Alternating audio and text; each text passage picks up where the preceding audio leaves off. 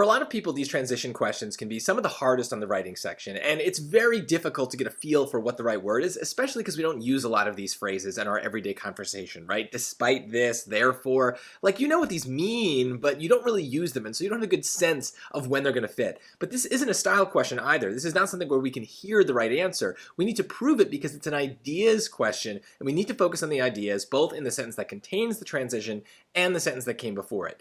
And when we do that, we can use dumb summaries, we can kind of highlight key ideas. Let's see what the connection is, kind of just going with the most basic version of what a sentence is. Reclaimed water may be safe for plants and lawns, but it is not typically filtered sufficiently to be fit for human consumption. Well, okay, it's not sufficient to be fit for human consumption, so it's not fit for human consumption. So doesn't sound good. This sounds like a negative thing. Let's actually make a little negative there to indicate that. Now I'm going to skip the transition that's written there because I don't want to bias myself. I'm going to start with drinking from a sprinkler that uses reclaimed water can be equivalent to drinking from a toilet bowl. Well, hopefully you agree that that's also bad. So what that's going to help us with is getting rid of some obvious places where like we just don't match the transition. So in this case, despite this, that's a word that means but. And this is not a but situation. These are both negative. There's no contrast, so this is not going to fit. But the other three are a little weirder. They're a little harder to feel. And so this is where the strategy of this question really helps us. And I promise you this will work. If you know what these transition words mean in simpler contexts, you're able to use that to your advantage on these multiple choice questions. So in this case, I would have no doubt.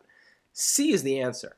And I don't need to think too hard about it because I know that the word therefore means so, and the word thus also means so. In fact, therefore and thus mean the same thing. There is really no way to tell them apart. And so if we have two words that mean the same thing, it is very likely that both are wrong because they can't both be right. Now, there might be certain words where there's shades of difference occasionally, but not in this case. I would be very certain that in fact is the right phrase. And in fact means something kind of like vague. It's kind of just meant to add emphasis.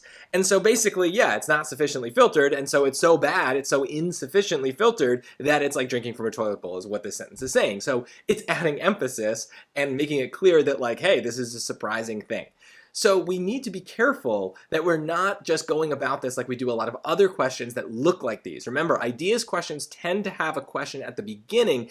Transition ones are the only exception. They look like grammar questions, they look like style questions, but we're not really using either of those ideas. We are really thinking about the ideas, and we're trying to dumb summarize the sentences and dumb summarize the choices, the transitions themselves, so we can do things like this and get rid of A and B because of a little bit of a trick, and that gives us a much better chance of getting these questions right.